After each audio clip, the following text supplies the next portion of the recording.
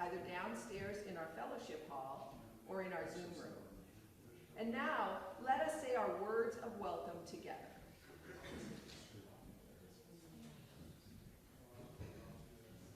Sorry, we're just having a little sound difficulty, so. Okay, yeah. We may be down to one mic today, but it's summer and everybody relax, so it's all going to be good, right? Okay, let's say our words of welcome together.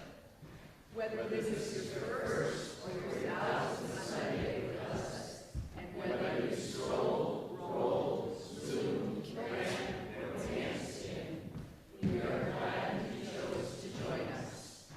We are one people of many beliefs, identities, origins, sexualities, and genders. All are welcome here.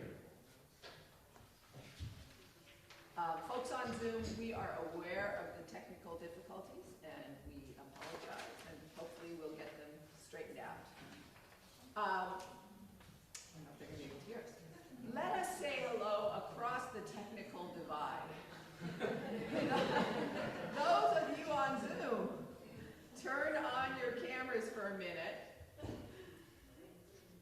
I think you got it back up. I don't think your mic is working. It's not. Yeah. So basically, I'm yelling into the Zoom mic. Can you show the Zoom screen? This always happens in the summer. You know, we lose some people, but then we still have our tech. So then you understand who really goes, hey, hi, we're trying to be loud. Okay, so everybody on Zoom, turn on your camera for a minute and wave hello. I think you guys already did that. Okay, now people attending the service in our building, it's your turn to wave. You can look over there and wave. So we'll make it work together. Okay. Yes, all right. Hi. Okay, all right. Here we are. Okay. We do have a couple of announcements, and Nancy is going to share those.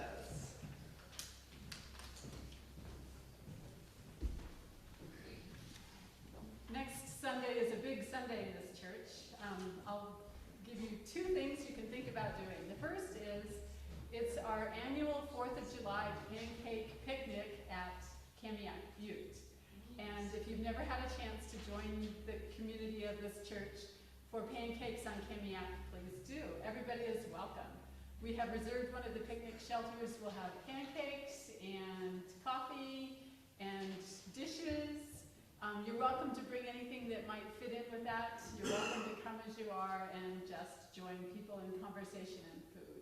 If you'd like to know more about it, talk to me, and there is a sign-up genius if you want to get formal about what is needed. The other thing that's happening next Sunday is 3 families are coming to live at our church for 2 weeks through Family Promise. And this is an ongoing commitment that our church keeps, where we participate in Family Promise of the Palouse, which shelters families that don't have safe or reliable housing and helps them get into places that they can keep. It's in the summer when we do this, it's a little harder because people are traveling. If there's any chance you can help out with either meals or staying overnight where you sleep in the building, and we have beds for you, please let me know, because we are signing people up for that. And again, that's also there's a Sign Up Genius link that can help you do that. Thank you so much for supporting Family Promise. It's an important mission of this church, and we're so glad that we have this wonderful building that can be part of this.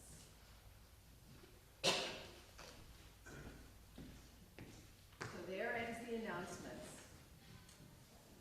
We remember our church was built on the homelands of the Nimiku, called Nez Perce by the French traders, the Palouse and the Shishun, called the Coeur d'Alene. We remember that we live on sacred, stolen ground that cries out for justice and care. And let us do more than remember. Let us work for change.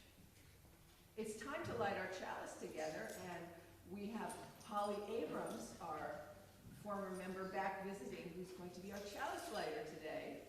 I hope those of you who are at home have a chalice to light and something to light it with. So now let us light our chalice together and say the words of our chalice affirmation.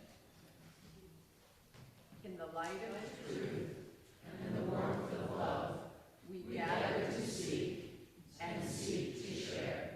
Now if everybody would stand, rise in body or spirit to sing our sung affirmation. And we are...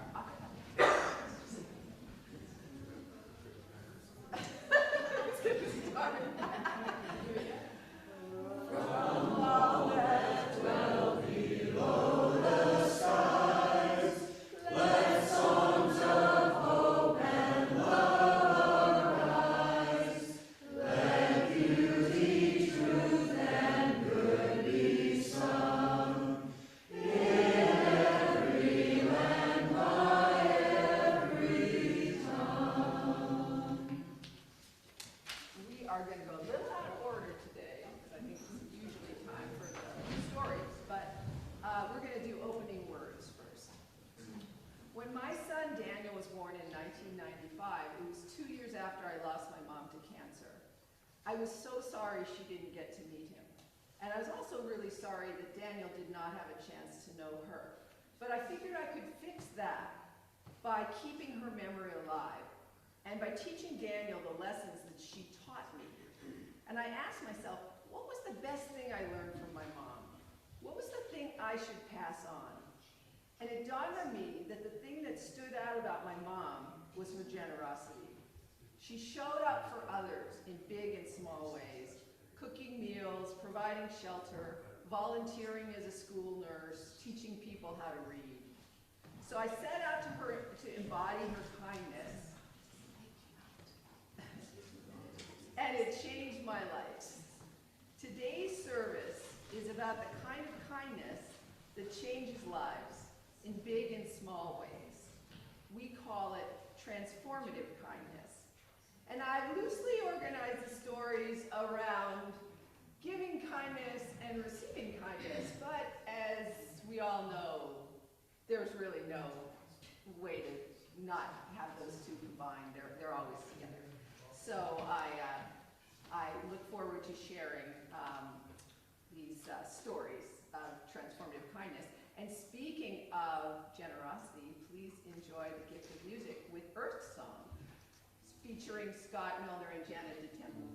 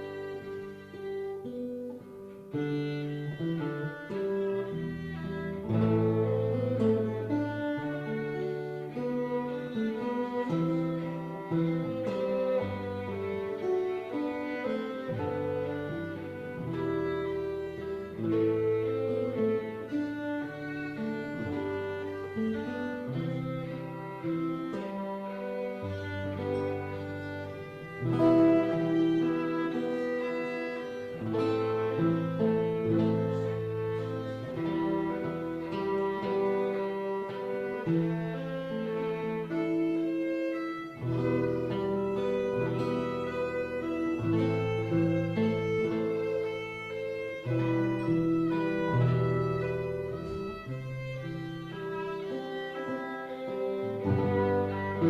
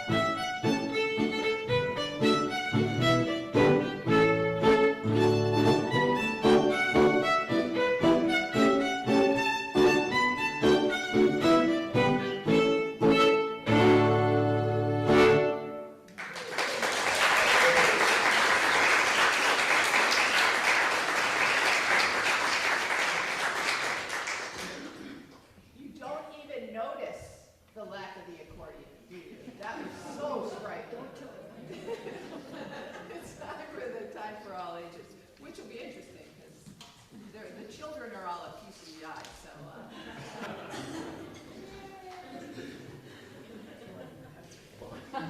1, 2, 1, 2.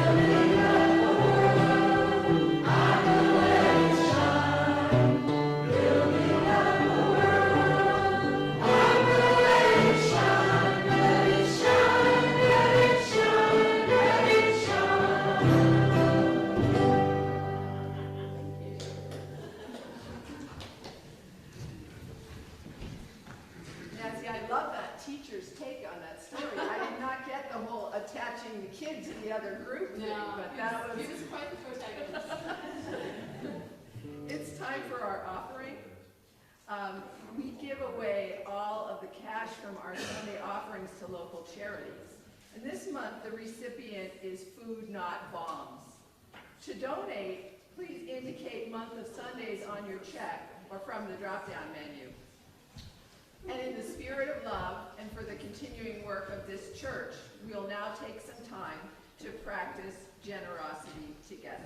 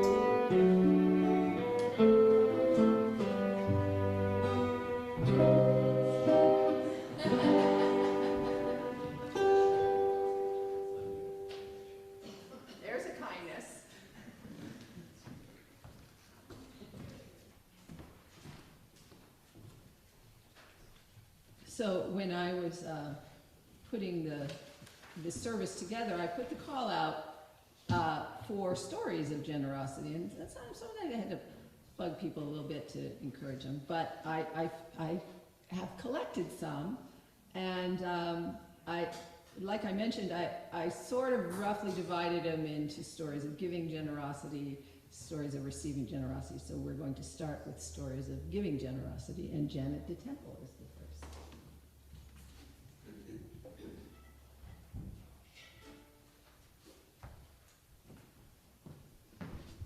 Well, this is really short, but I think it's quite profound. Last spring, we were getting ready to go away, and a friend of ours was having some pretty serious surgery. So before we left, I made a big pot of soup and made some bread and some cookies, and I took them to her so she'd have something in her freezer at least to have when she came home. When we got back, my friend thanked me profusely and told me how much she enjoyed that. And then she said something I thought was quite profound. She said, "You know, your kindness makes me think more about my own kindness to others." Kindness begets kindness.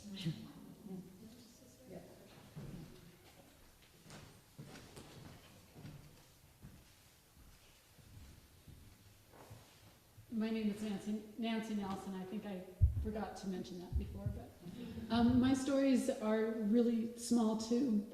But I think we need to remember that really small things we do for each other are meaningful.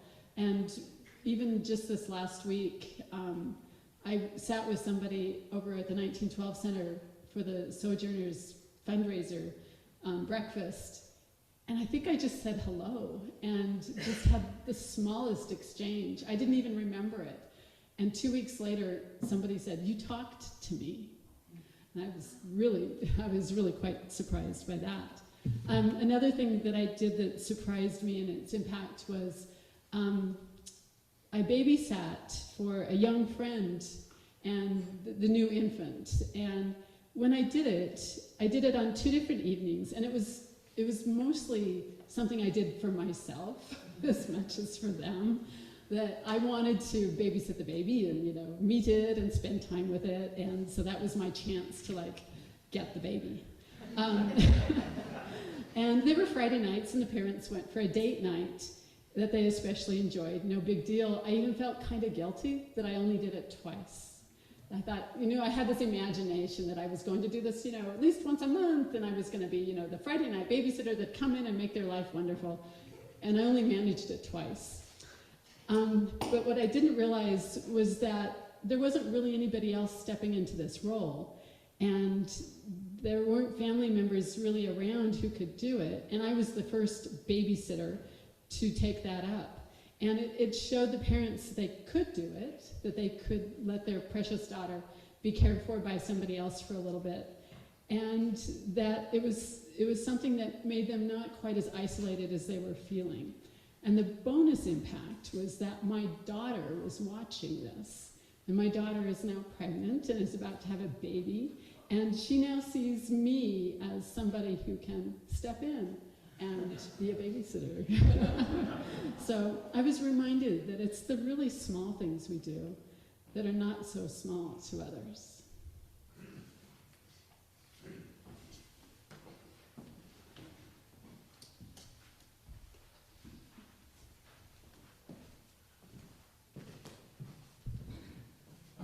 When I lived in Hawaii, I was part of a group that organized a donation of ukuleles for the benefit of the families at the Institute for Human Services, which was downtown Honolulu's largest homeless shelter. We raised a lot of money, and we talked to the folks at one of the big ukulele makers. I've been trying to think of who it was. I think it might have been Kamaka for you ukulele folks. I mean, one of the real big prominent ukulele makers. And in working it out, I spoke to a woman, and I believe she was one of the adult children of the founders, and we spoke about what's the best instrument. We want something durable. We wanted some kid-sized ones. We wanted some adult ones, and how much she was going to charge us. And basically, it was going to be their thing. They were going to deliver it. It was all going to happen.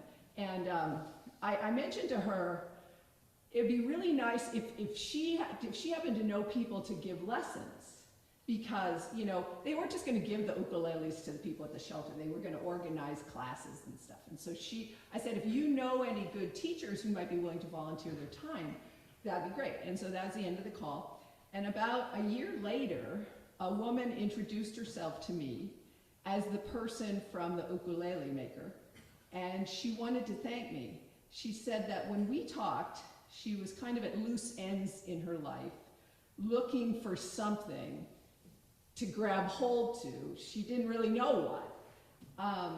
And when I asked if she could find somebody to give lessons, she decided to do it herself.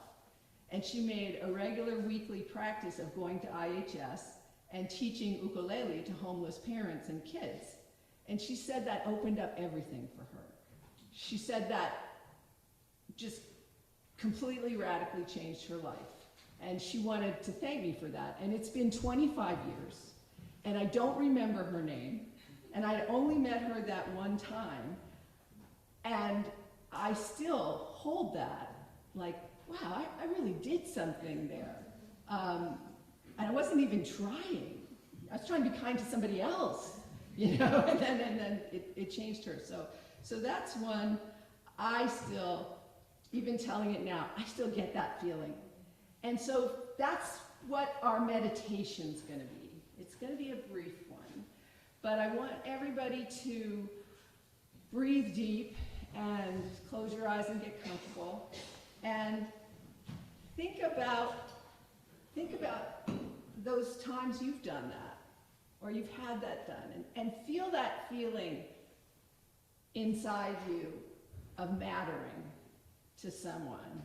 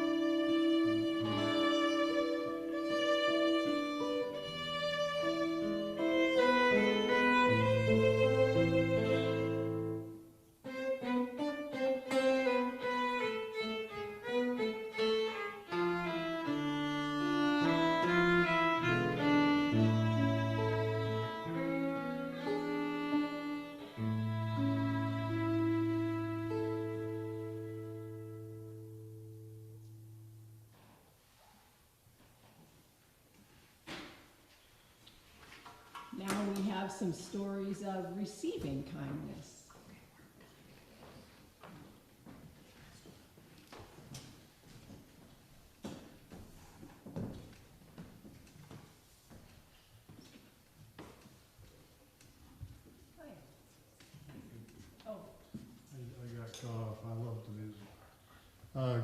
kindness is never out of fashion. And my parents told me when I was a little kid, I was always trying to give away my toys. So my example just was because, frankly, kindness is fun. So I'm at Rose Hours. It's February.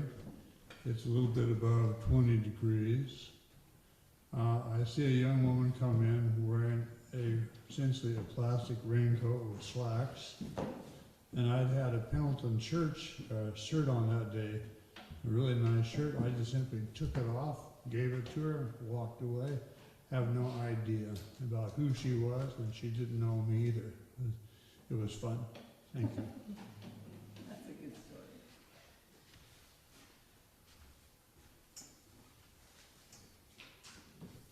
Hi everyone. So for those of you who don't know me, I'm Georgia Kirkpatrick.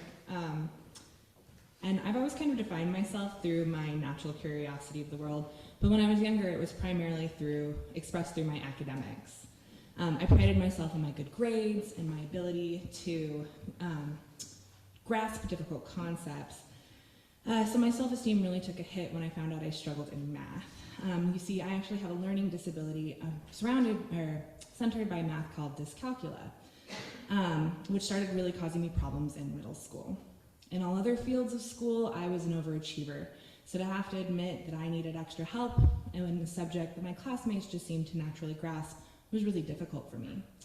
So I retreated into myself. I actually didn't talk for most of 7th grade, and I tried not to participate in class discussions until I was about a freshman in high school, when I met Mr. Behrens. Mr. Behrens had been a math teacher for so long that he actually had my dad as a student, which he found out at parent-teacher conferences and told us it was time to retire, which he promptly did a semester later. I don't think the two are related. He was a fabulous teacher, and the first time I finally felt comfortable in math. So much so that I started to help my friends who were struggling, which was really huge for me. One day I was helping my friend Melissa. I don't remember what the problem was, but I do remember breaking it down to some silly elementary level example using apples. After school, Mr. Behrens pulled me aside and told me I should genuinely consider going into teaching. He complimented my ability to break down concepts and meet students where they were at. I walked away from that conversation feeling really proud of myself and seeing myself and my abilities in a new light. I eventually ended up going into education for a time, but I decided to switch gears and go after my passion, neuroscience. However, his observations gave me the courage to go for it because I knew, and I continue to know, that I have the ability to break down hard concepts and meet myself where I'm at, which was a great reminder when I defended my PhD this spring. That small act of kindness truly changed the way I saw myself. It also reminds me that the way we see others is not always the way that they see themselves. And so I'd like to remind all of us today that the words we speak have power, and to tell those around us about how we see them. Thanks.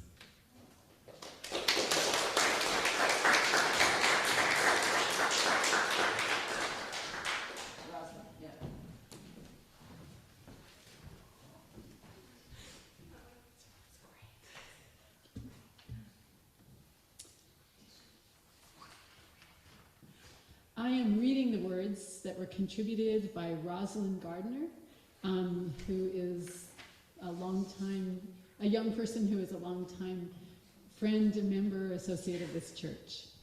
She wrote, "Ever since I was a little girl, I always loved telling stories. In 6th grade, my class studied narrative writing by reading Percy Jackson, and eventually creating our own narratives using the hero's journey. During this expedition, I was able to bond with 2 other students who also loved writing these stories. They were women of color like myself, and it felt great to have that little group of companions. In 7th grade, my class created essays for the Frederick Douglass 200 Project. We were lucky enough to work with an author and advocate, Christine Platt. Me and 2 other students I mentioned earlier loved working with her because she was also a woman of color and extremely successful. She was an inspiration to the 3 of us. We asked our teacher if we could get in touch and work with her alone. We thought it would be awesome to write our own stories like we did in 6th grade with an expert and role model such as Christine. To our surprise, she agreed. to mentor us and to help us create stories that showed our diverse individuality. We met with her regularly, every few months, and would discuss our writing goals, plot lines, character outlines, and our lives in general. I was extremely grateful for the kindness Christine showed us by working with us on our creative writing. Even though she was extremely busy and in a different time zone, she still found the time to meet with us and edit our documents. As we got further into high school and the dream of writing a book receded, Christine still kept in touch with us and still does. She introduced us over Zoom to Jason Reynolds, who is a New York Times best-selling author of many award-winning books. He's really good if you haven't read him. We talked to him and shared writing with him at the end, and at the end he told us that he would love to help us as writers whenever we felt serious about a project. As an aspiring writer, that was a moment I will never forget. Christine has been an amazing mentor. I don't only talk to her about writing accomplishments like my magazine publications or political statements. I can also talk to her about being Black and being a woman. Her true and genuine kindness has taught me how to be a better person. I have grown so much because of her positive influence and ethics. For that I thank her, and she's one of the reasons I'm so grateful to be the person I am today.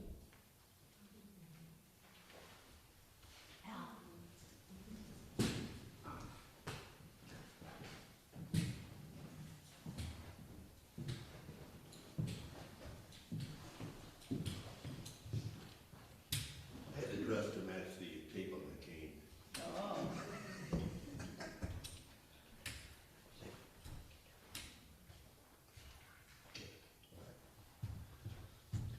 Okay, I want to tell you about meeting J.P. Morgan. Not the banker, no. I was in Spokane. I've been working for the Musicians Union for several years, and I was the business agent for the union, which that job is, if one of our members has a problem with a contract, you go out and you talk to everybody and try and resolve things. So I got a call from one of the venues, a musician down there who wasn't a union member but wanted somebody to come and try and solve his problem. He had gotten fired. Turns out I couldn't help him because he had gotten fired for showing up drunk and unable to perform.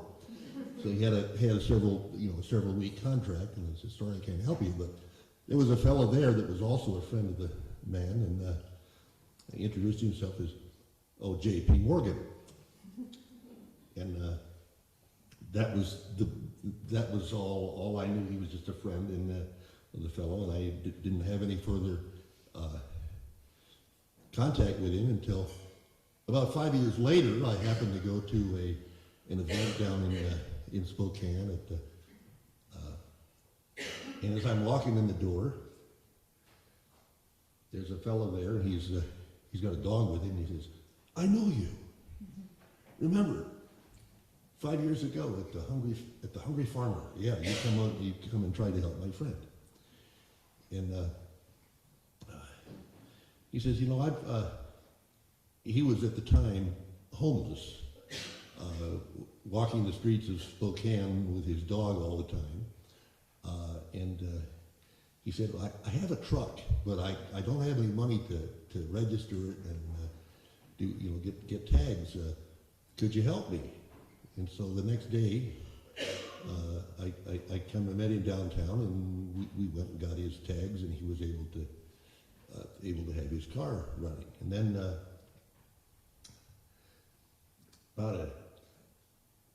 several months later, I was having some personal crisis. I had I was married at the time, but things were breaking up, and I got banished from my domicile. I had to sleep in my book bindery in the storeroom, and had 30 days, me and my brother were sleeping in my book bindery while I was not allowed to go across the street to where I lived. The day I got back into my house, my ex had left and gotten everything she wanted and moved here to Moscow. And the very day that I got back in my place, J.P. Morgan shows up with his pickup truck and says, well, here, I'm here to help you.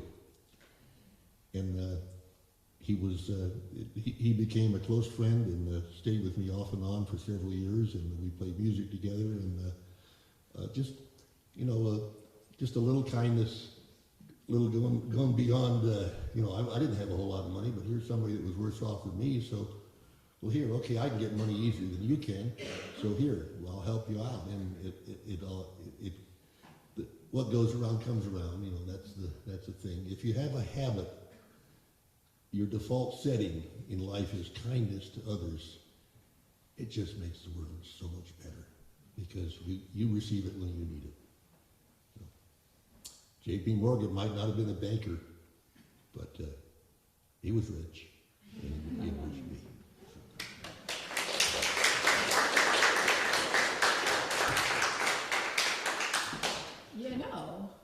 We have a little extra time here. I was so careful about not wanting to get too many people and going too far over, and I think we've got about 10 minutes, don't you? So, who's got stories of kindness? I know you've got one. Does anybody else have one? Let's see. I mean, I think we've got time for a couple. Maybe you've got time for all three. Okay. Michael, you want to come up? And Donnie, would be after Michael and Sue?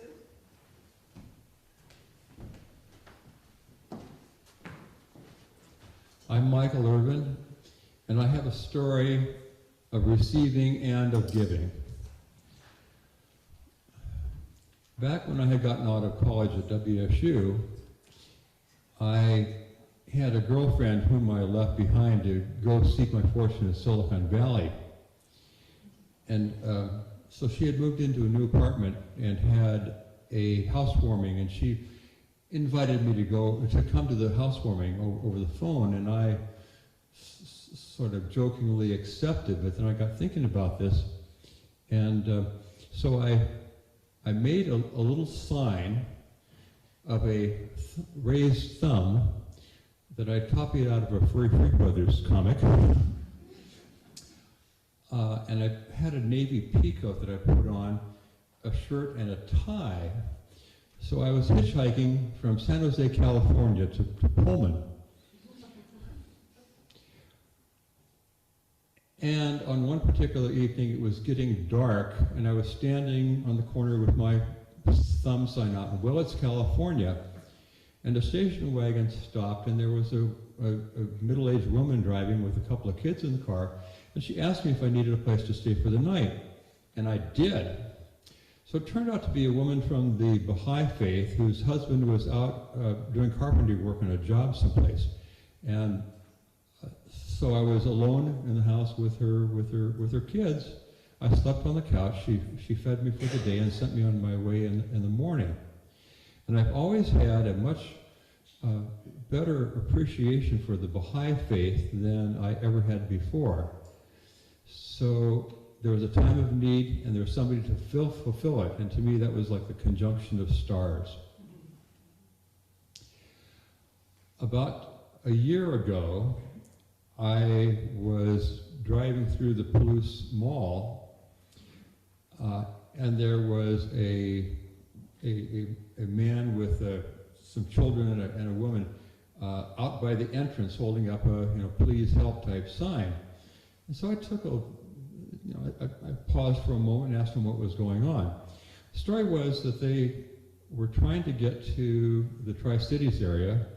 They had been working someplace up north, up beyond Spokane, for a carpenter, and the guy stiffed him. He didn't pay after the person had performed all the work. And they were trying to get back to the Tri-Cities. So I looked at this with a little bit of suspicion, but I said, well, I'll tell you what, I'll buy you some gas. So I went with him to the gas station and started pumping gas. $30, $40, came up to about $65 in gasoline. His tank was bone dry. And so he got back to the place where he had been waiting and panhandling, and I went into Winco, went around with the cart, and picked up a couple of bags of groceries that I knew would sustain them. Peanuts, apples, things that I thought would be good nutrition and as well as just filling calories. And as I was going, carrying these back to the truck, the woman came up to me, was just thanking me, was so grateful for this, and apparently they were pretty darn hungry at that particular point. And they were, God bless you and all those good things. And on my way out, I stopped at the entrance again, and I handed the guy $50. And upon reflection, I wish I had given them more. These were people that really needed help. And I was in that position to help them at the time. And it has given me a warm glow of a feeling ever since. I am glad to have received, I'm very glad to have given. And my attitude from now on is try to pay it forward to people that I see in need.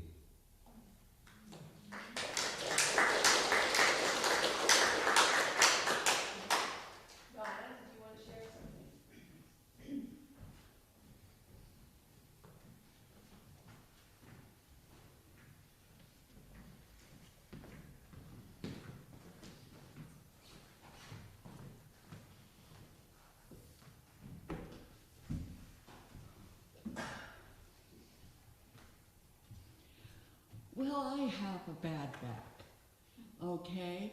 And it's been years since 1964, when my second child was born, of me trying to maintain the pain.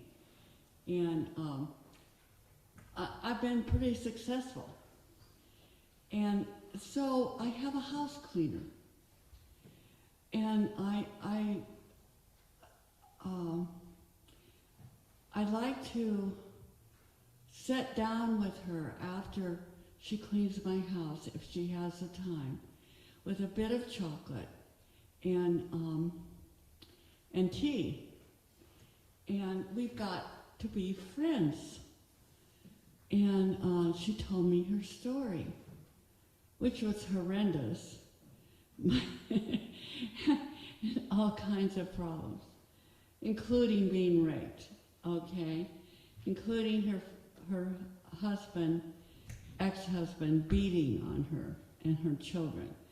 So I'm sitting there listening to this, and she's cleaning my house. I can't clean my house. And so I'm so appreciative of her. Then I heard her. I've been hearing her at times in the bathroom groaning.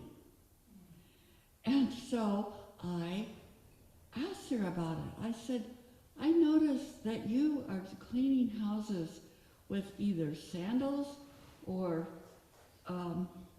barefoot. I said, and I hear you groaning. And she said, yeah, I don't want to wear lace-up shoes in the house because it would bring in dirt. And I said, oh. And I said, well, I would like to do something for you. One of the tricks that really helped me was getting proper arch support. Okay? And I said, can I take you over to Tri-State and to speed this up? Get to Tri-State, got the soles arch support in, ended up getting her proper lace-up shoes for them. We happened to be the same size. And she started wearing the arch supports with her proper shoes on. And she had told me that her legs really hurt at night in bed. And she said, you know, my legs are not hurting anymore. And I said, she told me, she said, you're so kind. She said, so we shared that I'm an atheist, and you know, she's a Christian, And I said, you know, some of the most kind people I know are atheists.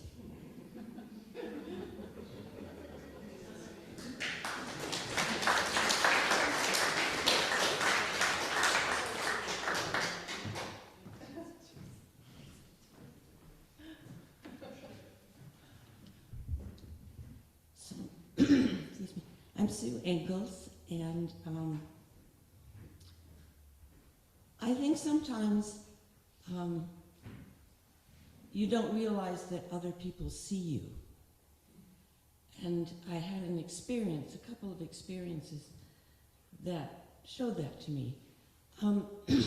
My late husband was sick for 19 years before he died. And he got sick when he was 45 and died when he was 64. And the further we got along in the journey, the harder it was. Eventually I couldn't work because he needed so much care.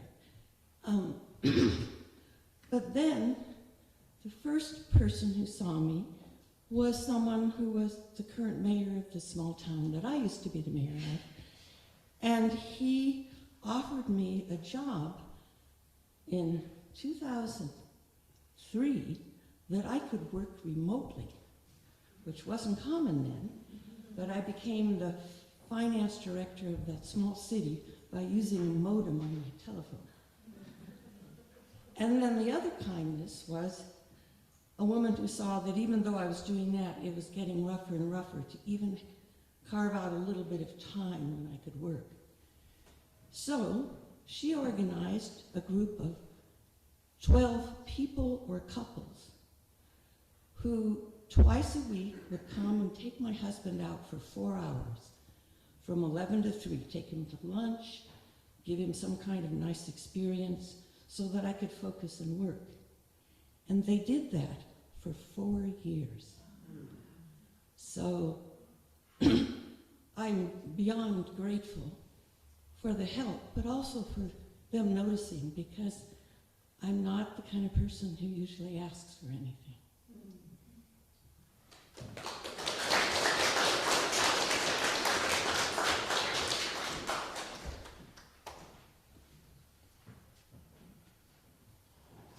So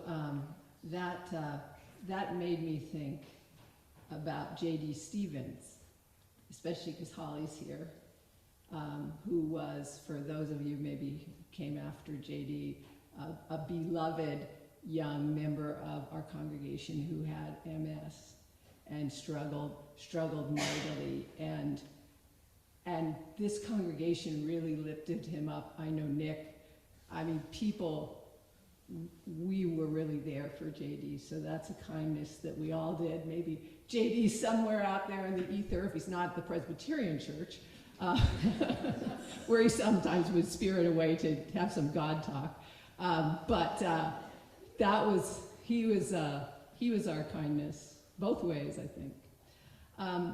So I have closing words. It's from a book I'm reading right now by someone named Alain de Botton, which his book is called The School of Life and Emotional Education. Really cool book, if you're interested. And he says, kindness is a cardinal virtue awaiting our renewed, unconflicted appreciation. And I just want to summarize my experience of putting this together. Kindness is giving and receiving all caught up. You really can't distinguish being a recipient and being a giver, and I think we all experience that all the time. Kindness is generative, and we could all tell a version of our life story, which is a series of kindnesses strung together. And that's our little light, and let's all keep it shining. And thanks, Mom. So our sung benediction, this is going to be good, because we are doing this one a cappella too. Or maybe we should just sing This Little Light of Mine again. But what do you think? There is love. We could do There Is a Love a cappella. All right. Well, somebody else is going to have to. Scott, you're going to lead us. So we're singing we're singing There Is a Love for our sung benediction.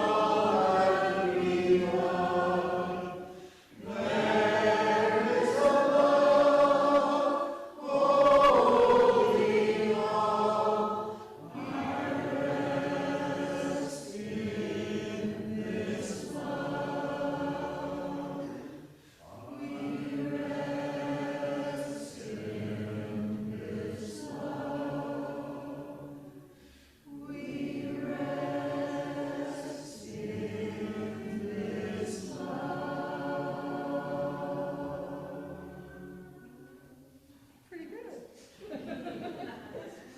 Please join us as we extinguish the chalice, the words for extinguishing the chalice. You got this? We extinguish this chalice, that it might flow gently in our hearts. May it light our paths as we leave this place. May it guide our way until we are together again.